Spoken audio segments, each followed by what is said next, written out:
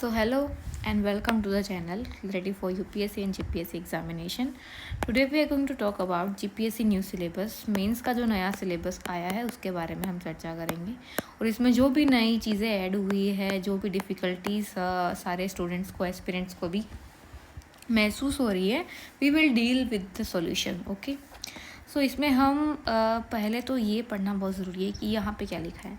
Syllabus of mains examination for ये services Gujarat administrative service GAS and class 1 and class 2 services. Okay, उसके लिए ये particular syllabus launch किया गया था. और अब हम पढ़ेंगे मेंस एग्जामिनेशन की स्कीम क्या है, किस तरीके की रिक्वायरमेंट है, GPSC हमसे क्या चाहती है कि एक एस्पिरेंट में ऐसा क्या होना चाहिए जो इस एग्ज़ाम को क्वालिफाई कर सके. सो देखो, आप ये लाइन टू लाइन हमें पढ़ना ज़रूरी है. See the main examination intends to test a candidate thinking skills and depth of understanding rather than just memory of facts. खाली रटने से हमारा एग्ज़ाम क्लियर नहीं होने वाला है, ये पहली लाइन में ही लिख दिया है. ठीक है, सीधा लिख दिया है कि आपको थिंकिंग पैटर्न होना चाहिए, सोचना शुरू कर दो किसी भी चीज़ को लेके. ठीक है, थिंकिंग स्किल्स होनी चाहिए, अंडरस्टैंडिंग ज़्यादा डेवलप करनी है, हमको किसी चीज़ को समझना आना चाहिए, ना कि सिर्फ फैक्ट्स और आंकड़ों पे रहना है. पहली बात तो यही लिख दी है कि रिक्वायरमेंट क्या है इस एग्ज़ाम की. फिर नेक्स्ट क्या है, the nature and standard of questions in the general studies paper will be such that well educated person will be able to answer them without any specialise study. तो हमें क्या बोलते हैं, डॉक्टरेट नहीं बनना है किसी भी सब्जेक्ट में, PhD नहीं करनी है ना. सब बोलते हैं ना, सारे टीचर्स सही बोलते हैं. We do not have to develop a PhD, we just need to have a general knowledge. इतना जनरल नॉलेज कि हम जो क्वेश्चन पूछा गया है हमारे मेंस में उसका आंसर वेरी एफिशिएंट तरीके से हम दे पाएँ. डन. ओके जी. The question will check general answers on various topics which will have relevance for a career in civil services. अब देखो, क्वेश्चन भी ऐसे आएंगे जो आपके जॉब प्रोफाइल से रिलेटेड है. ठीक है, आप सिविल सर्वेंट बनने वाले हो, आपके डे टू डे लाइफ में बहुत सारी क्वेरीज आएगी, तो वो सॉल्व कैसे करोगे, आपको पता ही नहीं है. तो उसको सॉल्व करने के लिए आप ये पढ़ाई कर रहे हो, प्रिपेयर कर रहे हो, पहले से रेडी हो. आप कोई भी आंसर आपके पास रेडी है, कोई भी सॉल्यूशन आपके पास रेडी है. कैसे? आप पढ़ाई कर रहे हो, GS पढ़ रहे हो, आप एथिक्स पढ़ रहे हो, आप सोसाइटी पढ़ रहे हो, सोसाइटी में कितने तरीके की प्रॉब्लम्स है उनको फेस करना होगा. सो डील कैसे करना है, वो डील करना आपको यहाँ पे सिखाया जाएगा एंड फिर आपको उसको अप्लाई नॉलेज में काम में आएगा. It will test basic understanding, analytical ability, decision making, various issues. Candidate must give relevant, meaningful, logical, analytical answer. पहली लाइन में भी ये लिखा है, लास्ट लाइन में भी ये लिखा है. तो आपको बस ये 2 लाइन में जो लिखा है वो आपको मेमोरी में रहना. कोई भी टॉपिक पढ़ो ना तो उसका ये चीज़ आपका डेवलप हो जाना चाहिए अपने दिमाग में कि थिंकिंग डेवलप हो, मीनिंगफुल आंसर लिखो, लॉजिकल आंसर लिखो, एनालिटिकल आंसर लिखो, बेसलेस आंसर मत लिखो. अब देखो स्कीम क्या है एग्ज़ाम की, पैटर्न क्या है एग्ज़ाम का. डिस्क्रिप्टिव है, लिखना पड़ेगा अपने पेन और पेपर पे होगा. 3 आवर्स मिलेंगे ईच पेपर के लिए हमारे पास में. ठीक है, 7 पेपर है टोटल. UPSC में 9 पेपर होते हैं. 300 मार्क्स हमारे 25% हमको लाना है, इसमें क्वालिफाइड कर दिया है. 250 मार्क्स ईच आफ्टर दैट. बस ऑप्शनल की कमी है, भगवान करे ना आए तो अच्छा है, आए तो we have to prepare ourselves. तो इससे पहले ही निकाल लेते हैं. जोक्स अपार्ट, टेंशन मत लो, हो जाएगा. 1250 और हमारा इधर रहता है PT, वो है 150. 1400 में से आपका मेरिट लिस्ट बनेगा. मीडियम रहेगा इंग्लिश और गुजराती. अब ये गुजराती का प्रश्न पत्र है. गुजराती में ये सब आने वाला, निबंध आएंगे, विचार विस्तार आएगा, संक्षेपीकरण आएगा, गद्य समीक्षा, फिर औपचारिकता, ઉદ્બોધન તૈયાર કરવા, પ્રચાર માધ્યમો માટે પત્ર લેખન, ચર્ચા પત્ર, અહેવાલ લેખન, સંવાદ લેખન, ભાષાંતર, ગુજરાતી વ્યાકરણ. હા, પછી શું લખ્યું છે, કુલ 25 બહુવિકલ્પી પ્રશ્નો પૂછવામાં આવશે. કમ્પ્યુટરાઇઝ્ડ ખાસ પ્રકારની जवाब, जो मतलब OMR शीट देंगे हमको. प्रत्येक खोटा जवाब था એક જ પ્રશ્ન માટે એકથી વધુ જવાબ અને એક પણ વિકલ્પ અનેક કોડ नहीं करवाना કિસ્સામાં आपने इतने मार्क्स काट दिए जाएंगे। ठीक है, सो ये गुजराती का सिलेबस हो गया। इंग्लिश का सिलेबस बहुत इजी है, ऐसे आएगा 500 वर्ड्स का, कोई भी एक टॉपिक चूज़ करना है, 5 लिस्ट दी जाएगी। प्रिसाइज राइटिंग आएगा 1/3 ऑफ इस लेंथ। ठीक है, 70 मार्क्स का देख रहे हो आप, 80 मार्क्स का ऐसे। रीडिंग कॉम्प्रिहेंशन आएगा 70 मार्क्स का। ट्रांसलेशन आएगा इंग्लिश टू गुजराती ट्रांसलेशन करना है। इंग्लिश ग्रामर वोकेबलरी यूज़ आएगा 60 मार्क्स का ये आएगा। इसमें भी क्या है कि 30 मल्टीपल चॉइस क्वेश्चन दिएंगे, OMR शीट आपको दिएगी और आपके 0.6 मार्क्स काट देंगे अगर आपने डबल बार किसी को भरा है और सही से मार्क नहीं किया होगा तो। OMR की बात कर रही हूँ। फिर पेपर 3 हमारा ऐसे का मेंस एग्जामिनेशन में attempt 2 essays 1 from each 2 section, 2 section होंगे हमारे पास में ऐसे, उसके नीचे ऑप्शंस दिए जाएंगे। ठीक है, 1200 वर्ड्स के हमें 2 ऐसे लिखने हैं, मतलब टोटल 2400 वर्ड्स लिखने हैं। तो प्लीज़ तैयार हो जाओ ऐसे लिखने के लिए, बहुत इंपॉर्टेंट है। यू विल सी कि कितना ज़्यादा आपको लिखना पड़ेगा, कितना ज़्यादा एनालिटिकल होके लिखना पड़ेगा। ऐसा नहीं कि वहाँ पे जाके कोई भी कहानी लिख दो। So prepare for yourself and prepare yourself. Objectives क्या, this paper is design to test candidates. अब ये पेपर क्यों बनाया गया है वो भी इसमें दिया गया है। GPSC की एक बहुत बड़ी खास बात है कि वो अपने पेपर्स में ये पहले ही बता देते हैं कि हमें क्या रिक्वायरमेंट है और हम क्यों आपसे ये पूछ रहे हैं।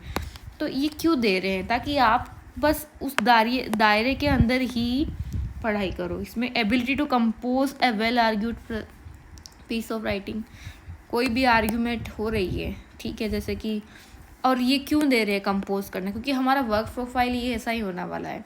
हमें बहुत बड़ी बड़ी फाइल्स दी जाएगी, हमें उसको प्रिसाइज राइटिंग में बहुत कम शब्दों में समझा देना है सामने वाले को, ये हमारा वर्क होने वाला है, इसलिए ये चीज़ हमें दी गई है। Ability to express coherently and subsequently, ठीक है, सिक्वेंशियली कोहेरेंटली, मतलब कोहेरेशन क्या होता है कि एक पैराग्राफ को दूसरे पैराग्राफ से लिंक करके, लिंकर्स आपको आने चाहिए। सिक्वेंशियली मतलब अब जैसे कि हम सोचते कि सोशल इशू है, पॉलिटिकल इशू है, इकोनॉमिकल इशू है, तो मैं इसको किस तरीके से लिखूं कि ये ज़्यादा अच्छा लगे। ठीक है, पहले मैं सोशल लिख सकती हूँ, फिर मैं पॉलिटिकल इशू लिख सकती हूँ, फिर मैं जोग्राफिकल थोड़ा बता दूँ, फिर मैं इकोनॉमिकल लिखूँ। इस तरीके से आपको सिक्वेंशियली जाना है हर आंसर के अंदर। जो पूछा है उसको डायरेक्ट कंक्लूजन पे नहीं जाना। ठीक है, पहले उसका क्या होना चाहिए, इंट्रो होना चाहिए, फिर उसकी कुछ बॉडी बनाओ आप, फिर बॉडी में पार्ट्स करो, सब पार्ट्स करो, फिर आप कंक्लूजन लिखो। ठीक है, कुछ आप इसमें डायग्राम ऐड कर सकते हो, ग्राफ ऐड कर सकते हो, डेटा ऐड कर सकते हो। इस तरीके से आपको ऐसे लिखना होगा। Originality of thought and expression, original thoughts मतलब रिलेवेंट होने चाहिए, कंटेम्प्रेरी, रिलेवेंट, ऑथेंटिक, ये चीज़ें यूज़ करनी है। कोई कुछ भी हवा में कुछ भी नहीं लिख देना है। GS paper 4, general studies paper 1। अब देखो GS 1 के अंदर अब क्या कर दिया है, सेम टू सेम UPSC के तरीका कर दिया है। इधर क्वेश्चन वाइज मार्क्स दिए हैं, इधर 15 क्वेश्चन आएंगे, टोटल 250 मार्क्स आएंगे। 5 क्वेश्चन आएंगे जो कि 200 वर्ड्स में लिखने हैं, 10 क्वेश्चन आएंगे जो कि 250 वर्ड्स में लिखने हैं। इसमें आएगा हमारा हिस्ट्री, कल्चर, हेरिटेज, ज्योग्राफी। ये पहले में जैसा था वैसा ही अभी है, तो आप इसको एक बार पढ़ लेना। Just go through this topics, you will know what you have to read. Okay, जितना दिया है बस उतना ही पढ़ लो तो शायद काम बन जाए। GS 2 में से मैं 250 मार्क्स का पेपर आएगा। 150 वर्ड्स के 10 क्वेश्चन आएंगे, 200 वर्ड्स का 5 क्वेश्चन आएंगे। इसमें है Indian polity and constitution, governance and social justice, Indian society. Indian society में ये सारे टॉपिक्स आने वाले हैं। If you read and completed your Indian society, then it is good and okay, but if you not prepared for society topics, especially Indian society, ये बहुत dynamic topic है। सो इसको प्रिपेयर करने के लिए आप किसी भी GPSC की कोर्स तो बिल्कुल मत लीजिए please. If you are going to take any courses, coaching classes, please do not waste your money or your either I can say your parents' money आप इसको यूपीएससी में से ही पढ़े। मैं तो ये बोलूँगी आप जीपीएससी का सब्सक्रिप्शन लेने के बजाय यूपीएससी वाला सब्सक्रिप्शन ले, और वो भी मैं रेकमेंड करूँगी कि सारथी आईएएस का ही ले। उसके अलावा कुछ भी आपको अफोर्डेबल नहीं मिलने वाला है, अभी बिज़नेस बन गया है। स्पेशली अहमदाबाद में जो कोचिंग हब बना हुआ है अभी, वहाँ पे और गांधीनगर में बिल्कुल मत जाए, क्योंकि वो उस तरीके की लर्निंग्स नहीं दे रहे हैं जो एक्चुअल हमें चाहिए इस एग्ज़ाम को क्लियर करने के लिए। वो बस पैसा कमाना और बिजनेस कर रहे हैं। और मैं किसी का नाम नहीं लेना चाहती, बट मेरा एक एक्सपीरियंस है शून्य आईएएस का। Please do not go for this फर्जीवाड़ा, अगर मैं सीधा बोलूँ तो। नेक्स्ट, सो इंडियन सोसाइटी को आप ऐसे प्रिपेयर कर सकते हैं। दूसरा है कि अगर आपको फ्री ऑफ कॉस्ट करना है ना, तो मैं कुछ लिंक्स दे दूँगी आपको, और स्लीपी क्लासेस करके है, वहाँ पे बहुत अच्छे से पढ़ाया है। और इसका अगर आपको टेलीग्राम पे मिल जाए तो बहुत अच्छा है, समझ रहे हो। So you can do it if you want. वो होता है ना कि जब हम कुछ करना चाहते हैं तो कहीं ना कहीं से कुछ ना कुछ जुगाड़ मिल ही जाता है। सो जुगाड़ करो और पढ़ाई करो। फिर हम बात करेंगे पेपर 3 की। पेपर 3 में हमारा मेंस एग्जामिनेशन का सबसे इम्पॉर्टेंट पेपर है, क्योंकि पूरा का पूरा करंट अफेयर्स ओरिएंटेड रहेगा। इसमें science and technology, environment, disaster management, Indian economy and Gujarat, ये सब आने वाले हैं। Current affairs of regional and international importance, इसके लिए आपको आईआर भी पढ़ना ज़रूरी है। सो आईआर का सेम मैंने जो बोला, यूपीएससी वाला ही कंटेंट पढ़ो, और जीपीएससी वाला कंटेंट पे मत घुसो। गुजराती नहीं इंग्लिश नहीं आती है, गुजराती आती है, तो इसलिए हम यहीं से कोर्स करेंगे, ऐसा करके अपने जो पास होने की परसेंटेज है उसको मत गिराओ। मैं चाहती हूँ कि आप पास हो, इनफैक्ट सब चाहते हैं कि हम सब पास हो जाए अच्छे से। सो पास नहीं है, पास होना है, पास नहीं होना है ठीक है।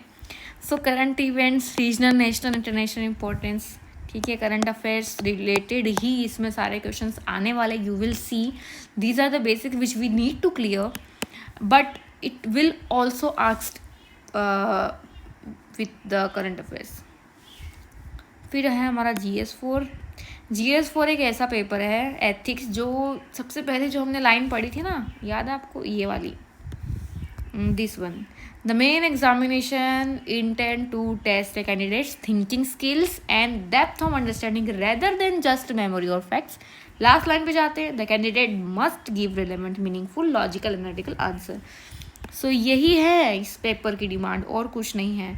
आप कहीं से भी रट के इस पेपर को सॉल्व नहीं कर सकते जब तक आपकी थिंकिंग डेवलप नहीं होगी, आप सोचना शुरू नहीं कर देते, आप किसी चीज़ को ऑब्जर्व करना शुरू नहीं कर देते, सॉल्यूशन पैटर्न आपके पास नहीं आ जाता, तब तक आप GS4 सॉल्व नहीं कर सकते। आई एम सॉरी टू से, but it is not difficult, it's quite doable. क्यों? क्योंकि आप धीरे धीरे करके जितनी भी केस स्टडी सॉल्व करोगे, आपको एक पैटर्न समझ में आएगा कि क्या डिमांड है। तो डिमांड क्या है? Development of A positive character, responsible citizen, compensate, empathetic human being.